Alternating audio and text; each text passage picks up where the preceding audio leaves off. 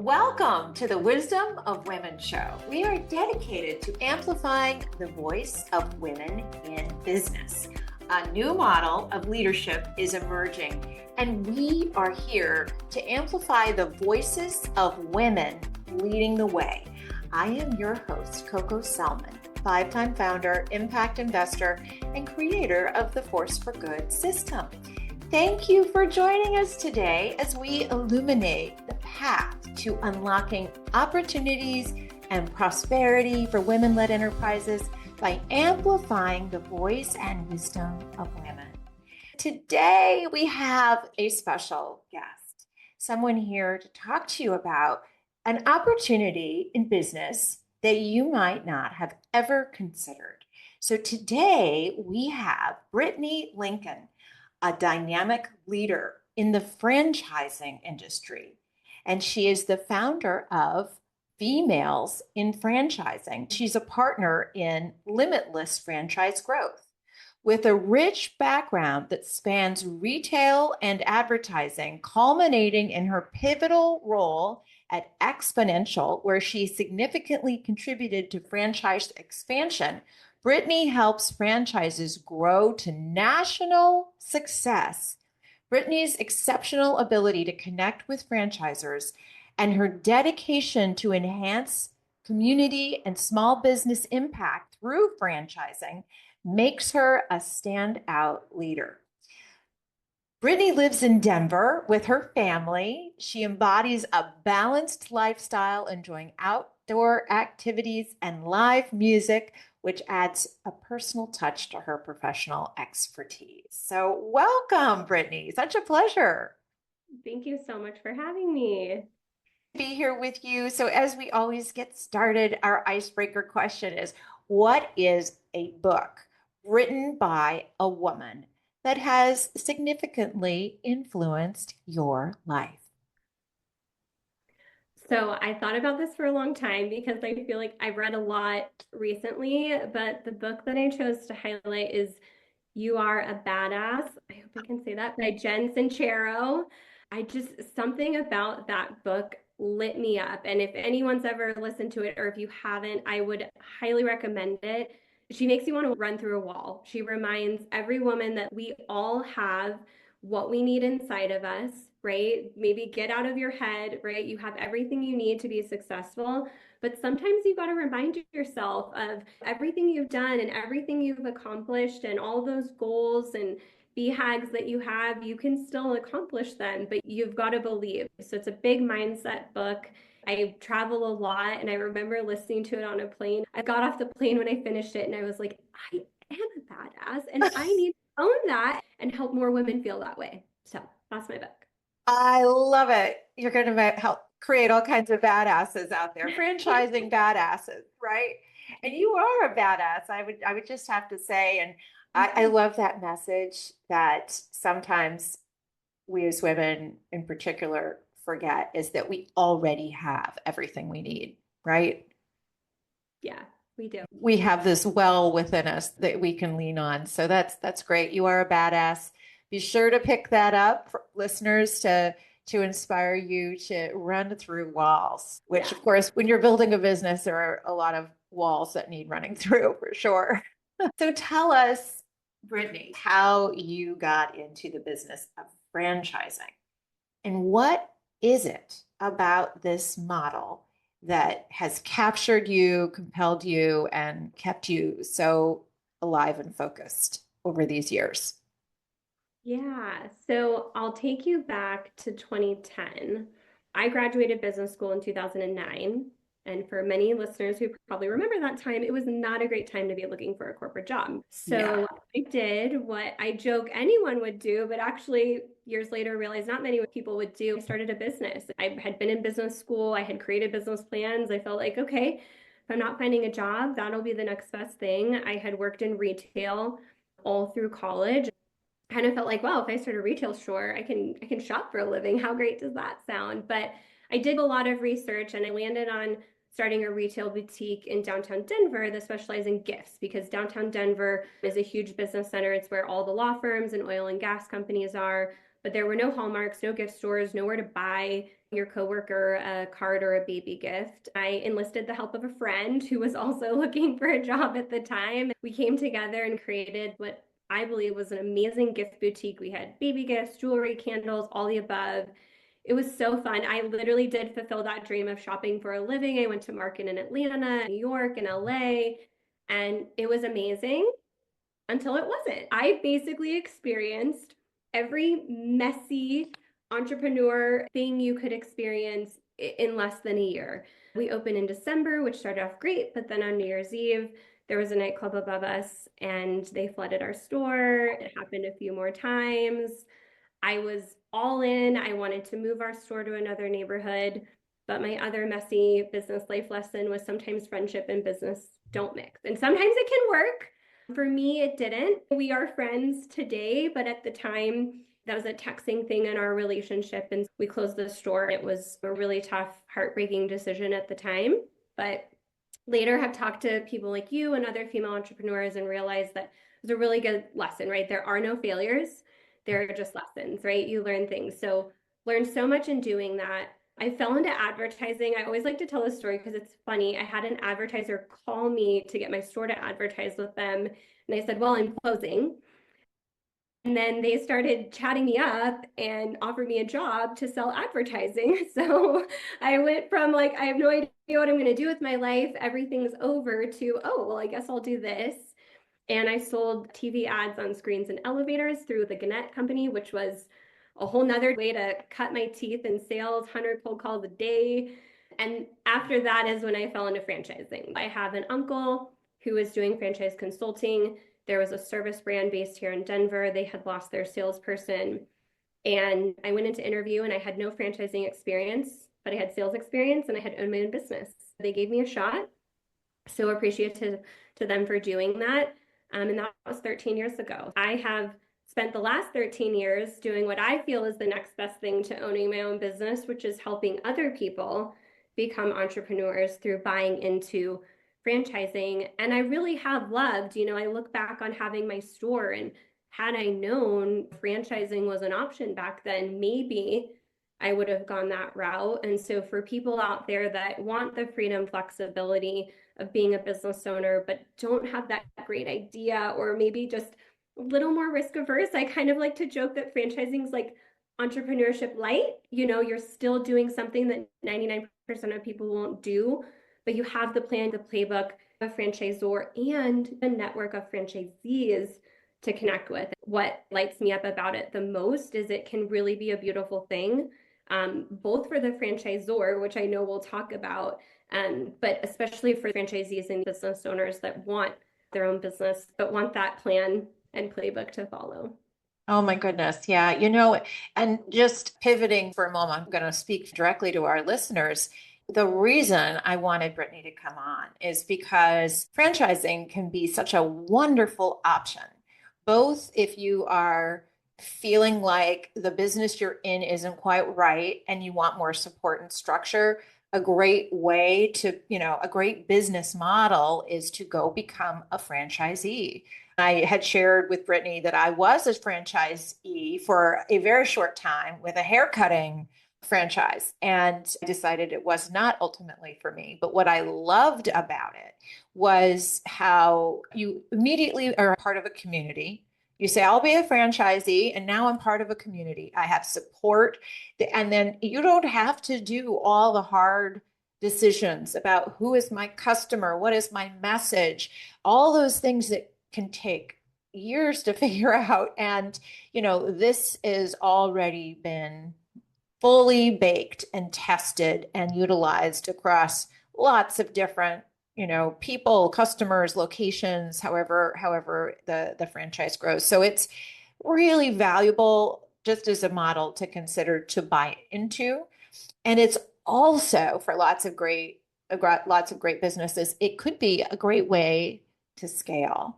So that is why I wanted so much for Brittney to come on and tell us what led you, Brittney, to become a partner in Limitless Franchise Growth. You have a new project that you're launching, right? The Females in Franchising. So maybe tell us what, these two businesses Yeah. and your role in each of them and how these two entities can serve our listeners.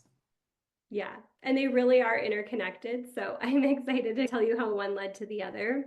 You had mentioned that I spent time with Exponential and my team there. Some of us have worked together for 10 years. I was on the team for 6 years.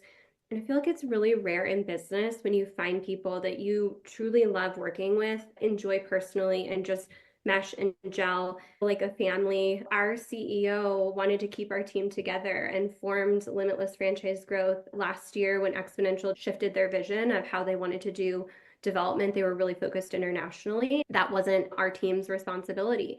So our CEO formed Limitless Franchise Growth, literally took our entire team that had been together, right? Some of us 6 years, some of us 10 years. We said, hey, we've helped some exponential brands go from one location to 100, two locations. Club Pilates, which is probably going to be the brand that most people are familiar with, went from 23 locations to over 1,000. How great would it be to now start doing that for other emerging franchises and help them grow and expand nationwide? Because we have a great network with consultants who work with candidates interested in buying franchises. Right now, we have 4 amazing brands underneath our umbrella. We're adding to it and really become their franchise sales development awarding team so they can focus on operations and supporting franchisees. We focus on bringing on the right franchise partners. I have some female coworkers there. And I will say, this is not to knock men, but when I got into franchising, I was one of the only female salespeople. I would go to conferences and people would think I was the receptionist or assistant to my boss. And so, which, fine, and it's gotten a lot better. And there are more women entering the industry, but I have loved having these women that I've worked with for the last 6 years to call and talk through things. And I realized that as women, right, we seek out community. Like we are naturally, right, so drawn to each other. As humans, we're tribal creatures, but as women, especially, community is important to us. And there are amazing communities for women executives and women entrepreneurs, but neither of those feels like the right fit when you work in franchising or you own a franchise. And so, kind of my ladies that I work with now inspired me a little bit. I've joined some female networking groups, how we met, and I've realized that while they're amazing and they're doing all the things that I want to do, they're not tailored to these unique nuances that exist in franchising, whether you're an executive or a franchise owner. So my coworkers kind of inspired me to start Females in Franchising, which is going to be an online members only social networking platform. We're going to start opening it up to women that work in franchising, our franchise consultants, or our vendors. Eventually, we're going to have a cohort for female franchisees where they would be able to connect with other female franchise owners, and also an incubator for female founders, as we've discussed. So I can help some of these women that I've met along my journey with LFG who are not ready for my team, but need some guidance around A, what does it take to franchise your business? B, Yes. are you ready? C, is it truly what you want? And I think that's the conversation that's not quite happening enough, especially for female founders. Did you even know this was an option for scale versus you investing or taking on investors? What should you consider, right? What do you need to have? What makes for a good franchisable business? Yeah, no, that's so we're going to unpack a lot of that. So, all right. So, first of all, just for definition's sake, what is a franchise? What's a franchisee and what's a franchisor? Yeah, so I always like to share this because I think people get confused between licensing and franchising, and that's a good way to differentiate. Licensed businesses, there are tons of them in the US today, but basically you're buying the IPO or excuse me, the IP and the name, and then you get to run it however you want. When you buy into a franchise, as we've talked and you experienced for a short period of time with that hair care brand, right? You get everything. You get the IP, you get support, you get the plan, you get help if it's brick and mortar in finding your real estate. If it's not, you can run it from home. Staffing, marketing, sales, operations. I mean, literally sort of the follow the bouncing ball and that network of other franchisees to connect with. A lot of franchisors run training not only for you, the owner, but all of your staff members, not only do they help you find them, they train them.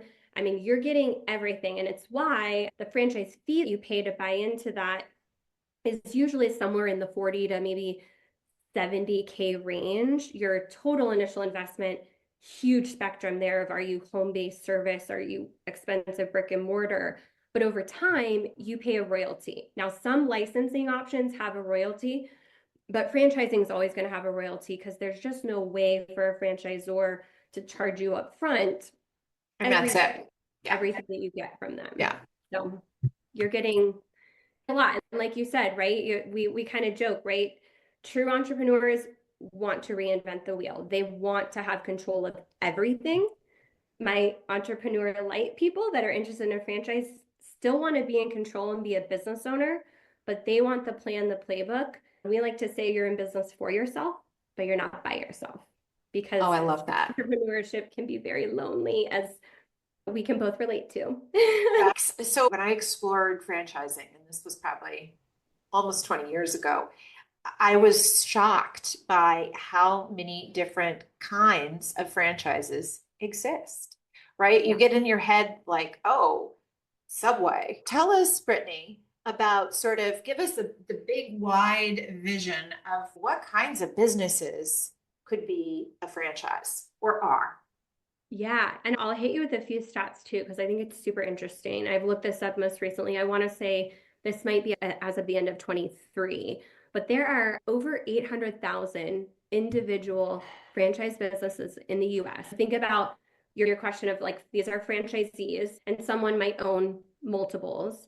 There are right now about 3,000, maybe just shy of 4,000 actual franchised businesses. So these are going to be the franchisors. These are the people that you, the prospective franchisee or eventually franchise buyer, buy from.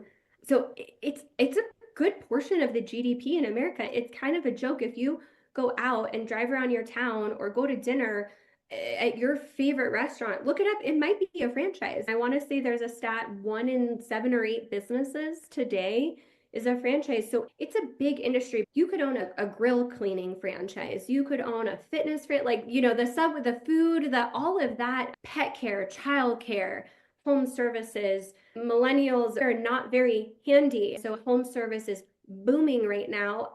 I paid someone to hang all the pictures in my house because I wanted it done right. There's a franchise for that. So it's kind of, it's so wide. And I will also say, as people think about investing in a franchise, those consultants that I mentioned, I would never recommend someone look at a franchise without a franchise consultant. They will be like your real estate agent. They will vet you. They will bring you vetted options. They will hold your hand through the process, and it doesn't cost you anything to work with them. And those are going to be people that will be part of Females in Franchising. So if there are listeners wanting to go down that path, either research that on your own and find a franchise consultant, or you can reach out to us and we can help you get connected with one. Yeah, I agree with that. So I worked with a franchise consultant, and this is where I was just blown away. We looked at all different kinds of business models and ultimately chose hair care for a variety of reasons at the time. And it was, I want to say I talked to at least 8 or 9 different franchise companies, potential business investments. In the end, the franchise consultant gets paid by the franchisor. So they get a cut of whatever you pay to buy in. So that's how they get paid. It doesn't cost you anything. You can meet with them and find out about it. Once you become a franchisee, you get brought into this world of their systems, their processes, their signage. You do not have to do any of those very costly. Oftentimes we make decisions based on our own desires, whereas this is based on what really works from consumers. It's been tested and trialed. The color is right, the font is right, the message is right. It really is extraordinary.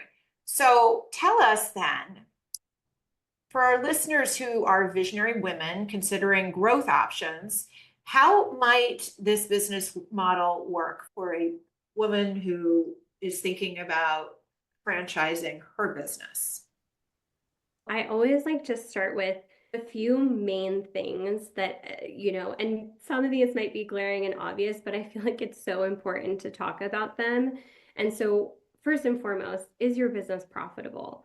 Because as you can appreciate of having looked at the 8 or 9, I'm sure numbers were a big thing you looked at. I usually tell the candidates I work with, do you like the brand? And is it something you can get behind and feel good about owning? Do the numbers make sense? Everyone has different ROI goals, investment goals, but do they meet your ROI goals? And then do you like the people behind it? Because franchising is a little bit like marriage. Most franchise agreements are 10 years long. You can sell, but you want to make sure, right? That's sort of my trifecta. Doesn't make money. Your business needs to be profitable, or you're not going to be able to bring franchisees. Is it repeatable? Some of you might have amazing businesses, but if it's tied to you, it's tied to your market, it's tied to some secret sauce that cannot be replicated elsewhere, your business might not be right for franchising. So is it repeatable? Can you teach other people to do it? Can it work? If you're in New York City, that is not Main Street USA, right? So can it work? And sometimes that's the best path to go down is, can you open your business in another market where you, the founder, are not and see success? And that would tell you, right, is it repeatable? And then lastly, and I think this is so timely today, just there's so many conversations about responsible franchising or authenticity, right, with business owners and things like that. I believe you have to be a founder and a brand that people want to follow. Your brand matters. You as a founder matter. People want to buy into a story. And if you don't have a story, or you're not a person that people can get behind, maybe this is a little bit of tough love. I've seen businesses that are good, solid businesses not have the best founder, and it doesn't work. It's a tug of war. So those would be my 3 big things. And then I would say beyond that, either my company, LFG, or other companies out there, I would say find someone that can help you navigate, because franchising is regulated by the Federal Trade Commission. There's intricacies with, right, FTC law, franchise law. There is, a lot that goes into becoming a franchise. You don't get to just sell in every state. Some states have their own regulations. I would also highly recommend working with either our company or a company that specializes in that. And we help people all the time figure out, is this the right time? Should we even franchise, right? We view ourselves as educators of like, let's help people understand if this is even a path they should chart down, let alone engage our services. Makes sense. Okay. So again, it's sort of stating the obvious, but is your business profitable? Nobody's going to want to replicate your business if it's not profitable. And I do remember going through those numbers and getting a sense of when you sit down with that franchise consultant, they give you a lot of data about each one of the options you could invest in. They'll tell you things like, how much does it cost in total to get up and running, your franchise fee plus whatever else you need to get and buy, or if you need to do a build out or find space. And then they'll also tell you like, what is the average? Like, what's the top line average? Then of course, what's the royalty that you're going to pay? And what can you expect from, if it's a storefront, from each storefront, what can you expect to generate in terms of cash flow? And so you can't really say that you're profitable if you're not, right? Like you have to have real data, to show it. So if it's something you want to do, get that profitability really churning so that you can demonstrate it. And then, of course, you need to be that founder, that brand, a company, a culture, right? And that's where we talk about the Force for Good model, the importance of your purpose, having a core purpose, having a long-term vision, having impact goals, having an inception story, how you began those stories, because that creates the magic behind it. And with a franchise, you really have to have those pieces. And then, is it repeatable? Can you open in another market? Could another person follow the recipe? Really deep, really good stuff. What are some key indicators aside? Are there other things that you feel like you look for in a business that is ready to transition to a franchise model? How can you see whether your company aligns with the idea of creating a franchise model? Yeah. So demand is one of those things. Is your product, is your service, is what you're offering in demand, not just where you are, right? But do we see a demand, nationwide? Competition is always an interesting conversation because, there's always two ways to view it, right? If there are other people doing what you're doing, it's proof of concept. But what's your point of differentiation? Do you have proprietary software? Do you have a proprietary way of doing things? Do you have a relationship on a national level that would give your franchisees a leg up? Is there a moat? We like to say, right? Is there a secret sauce with how you're doing it? How many burger franchises, sandwich franchises, fitness franchises are out there? But there are ones succeeding. There's the franchisor component of like, do they have that proprietary software, those relationships? And then there's the franchisee. Execution is everything. I love Tony Robbins. He's done so many talks on this. You can have knowledge, but can you execute, right? He does all of this, right? Execution, eats knowledge's lunch 7 days a week, twice on Sunday. And so that's the other big thing, right? That you'll see sometimes. And I will say, as a founder, one of the biggest things you have to prepare yourself for is you are no longer a business owner. You are a franchisor. You now have lots of BPs that you have to take care of, and it's very different. And you also have to know that you might have some problem children, and how are you going to handle that, or just the people that aren't executing. And there are ways to handle that, and there are ways you can help someone exit gracefully if they're just not the right fit for you and your company.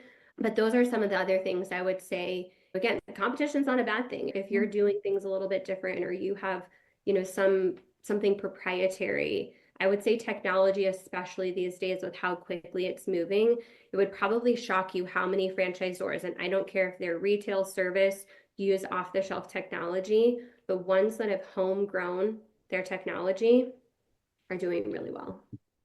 Well, that says a lot, right? Like these are some specifics. So they're tech forward, they have their own operational sort of special way of doing things that sets them apart, allows them to do their job either in a way that's customer perceived greatness or value, operational efficiency, whatever the system brings in. You also brought up the idea too that you probably need to be somebody who wants to build a community, right? Like you're creating a community. You're going to be like the mothership, if you will, and you have to want that, right? Yeah, you do. And it can be so rewarding for any founders out there listening. If you have a great business, you've probably been hit by private equity, you've had angel investors, regular investors, you might have people sitting at your cap table today, and you understand the give and take of that. Franchising, despite having some of the double-edged sword that I mentioned, comes along with this rewarding Yeah. ability to help other people become business owners. I mean, literally, like goosebump, like maybe change their life. I have seen so many people over the years change their life, their family's life, build generational wealth with Mhm. franchising. And if you're a founder where you said it so eloquently, like you want to create a community, you love the idea of that, you recognize that not everyone's going to fall in line, and that's okay. That is the beautiful part of franchising. If you Yeah. have this amazing business, rather than taking on investors and just growing corporate location or corporate store, think about becoming a franchisor and the ripple effect you could have on helping other people, right, become business owners, change their life, maybe change their kids' lives because they bought into Totally. something that you created and you proved out, and they're just there to execute on it. The other thing I'll mention from my own experience with franchising is that I was able to sell my franchise immediately.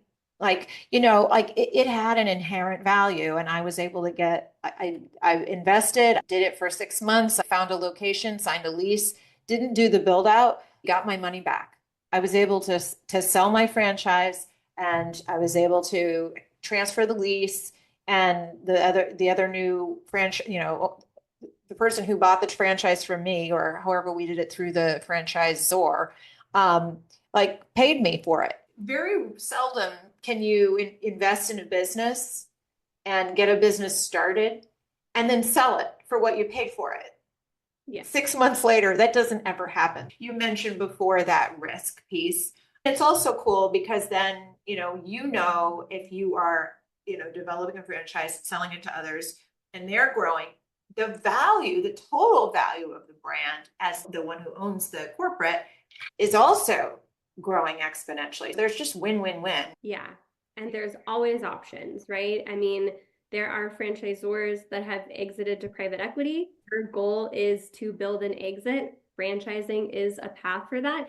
There are franchisees that build a big enough portfolio that person might have owned others and they're like, oh, heck yes, I'll buy yours and add it to my portfolio. There have also been brands that franchised and then bought them all back and went corporate again because they decided, you know what, we're better at running these things. So not to talk about, when it goes wrong, but I would say, I think as a founder, knowing that you have options, that's another one of my big messages, right? Of just people don't always know, or they think that franchising is only for the Subways and the McDonald's of the world. Right, right. I mean, there's business services, all kinds of things. You can go out and probably query and do a Google search or talk to chat and have them list 100 different types of franchises, and you'd be blown away with what's out there.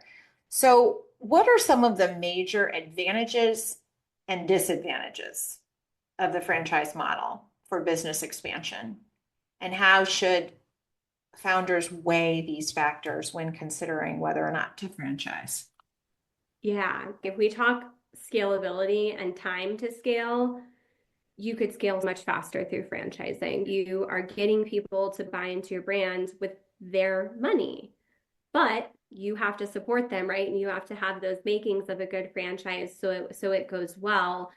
So I'd say, time to scale, grow. I mean, there have been brands that have grown to 100 units, even 100 open locations in a year. It can be this rocket ship growth that might take you years to find enough investors or just build one location, one service provider at a time. So I'd say that's the huge pro, the ability to scale, to get your product, your service, your thing in more markets more quickly and do it through people that are invested. And I mean, the really great thing about a royalty and a franchise is it is a mutually beneficial relationship, right? If I'm getting 7% of your revenue, I want you to do $1 million. I want you to do $2 million, right? I don't want you to fail. It's, tends to be the good franchisors, right, are really aligned.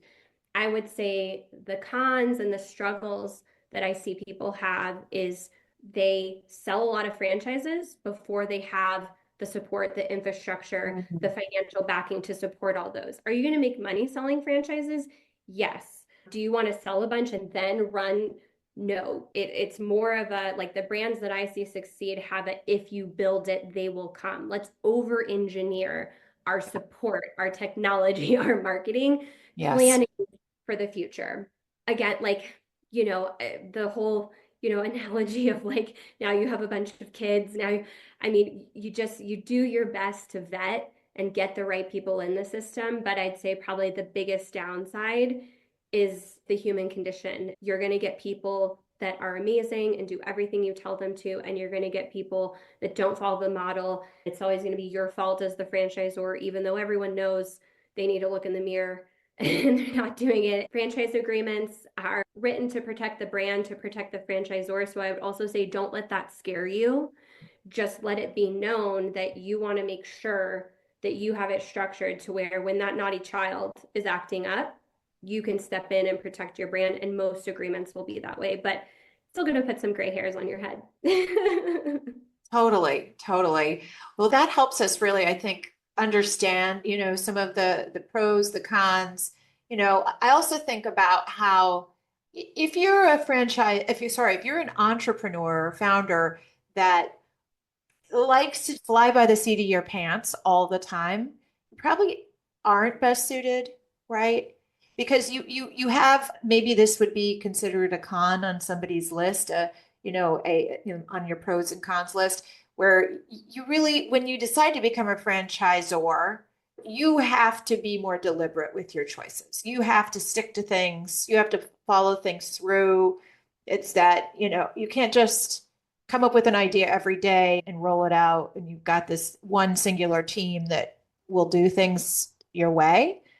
What are your thoughts on that, Brittney? Yeah, I think that's super fair. And look, for what it's worth, some people franchise their brand and then move on and ride off into the sunset to create another brand. You could also That's find right. a firm, a private equity investor where you can still stay in that, but you got to have that operational person. If it's mom and dad, if mom's saying ice cream for dinner, dad's got to say after you eat your vegetables, right? So I do like that you brought that up because I will say a lot of true entrepreneurs are that ultra high flying creative.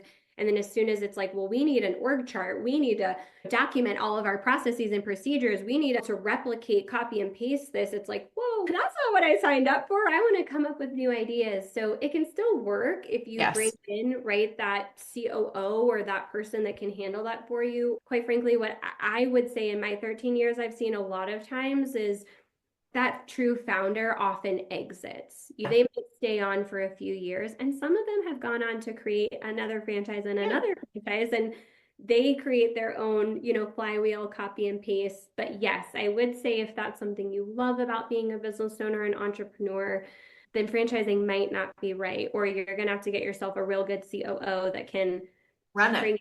bring it back down to earth when you need to be. Yeah, or you could move into the board role, right? Where, and Yes. like it's just, so then your company becomes just another part of your portfolio. It's not your everyday. Yes, absolutely. There's different ways. So I love this concept, and I'm excited to share this with our listeners.